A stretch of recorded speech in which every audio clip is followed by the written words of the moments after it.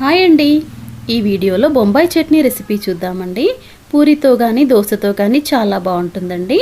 ఇంకా చేయడం అయితే చాలా సింపుల్. బంగాళదుంపలు లాంటివి ఏమీ లేనప్పుడు ఒక టేబుల్ స్పూన్ శనగపిండి ఉంటే సరిపోతుంది.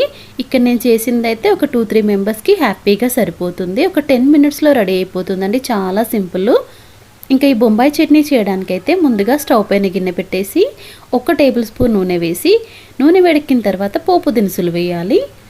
అవి చిటపటమన్నాక కట్ చేసి పెట్టిన ఉల్లిపాయ ముక్కలు వేయాలి. మీరు ఎక్కువ క్వాంటిటీ చేస్తుంటే కనుక ఉల్లిపాయ ముక్కలు అనేవి ఎక్కువగా వేయొచ్చు. నేను కొద్దిగానే చేస్తున్నాను, ఒక 2-3 మెంబర్స్కి సరిపోను.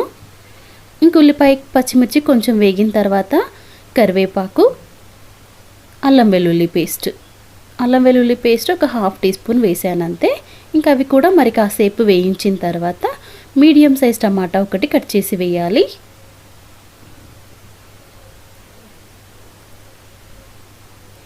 టమాటాని కూడా కొంచెం సాఫ్ట్ అయ్యేదాకా ఉడికించాలి.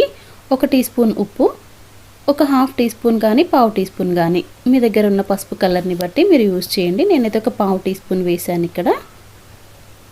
ఇంకా మంచిగా టమాటా కొంచెం సాఫ్ట్ అయ్యేదాకా ఉడికించాలి. ఉప్పు వేసాం కదా, తొందరగానే సాఫ్ట్ అవుతుంది. టమాటా మగ్గిన తర్వాత 1 టేబుల్ స్పూన్ శనగపిండి అయితే నేను ఇక్కడ వేసానండి. మీరు కావాలంటే నీళ్ళల్లో మిక్స్ చేసి స్లరీ లాగా చేసుకొని ఆ పేస్ట్ని వేయొచ్చు. ఇలా కాస్త వేపామంటే బాగుంటుందండి టేస్ట్. నేనైతే ఇక్కడ ఈ పోపులోనే వేసేసి 1 నిమిషం పాటు అయితే వేయించాను. వేయిస్తున్నప్పుడు కొద్దిగా గిన్నెకి అతుక్కున్నట్టు అనిపిస్తుంది, ఏం పర్వాలేదండి. మళ్ళీ నీళ్లు పోస్తాం కదా, అప్పుడు మనకు వచ్చేస్తుంది. వేపామంటే కొంచెం గ్యాస్ ట్రబుల్ లాంటివి రాకుండా, అలాగే పచ్చివాసన కూడా లేకుండా టేస్టీగా ఉంటుంది బొంబాయి చట్నీ.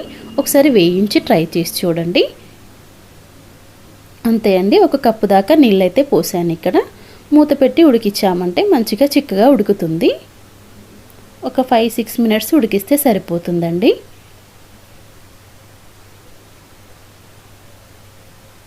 మధ్యలో ఒకసారి చెక్ చేసుకోండి.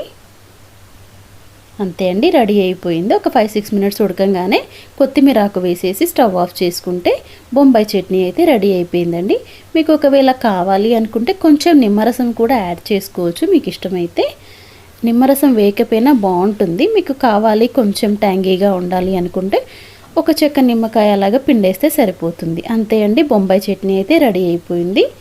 బాగుంటుందండి. మనకి పూరితో కానీ దోశతో కానీ చాలా టేస్టీగా ఉంటుంది. చాలా సింపుల్గా అయిపోతుంది, ఎక్కువ టైం తీసుకోదు. మనకి ఎక్కువ కూరగాయలు అంటే పొటాటో కూడా లేని టైంలో ఇలాంటివి చేసుకుంటే సింపుల్గా అయిపోతుంది. అంతే అండి. ఈ వీడియో నచ్చితే కనుక లైక్ చేయండి ఫ్రెండ్స్. ప్లీజ్ సబ్స్క్రైబ్ చేసుకోండి. Thanks for watching.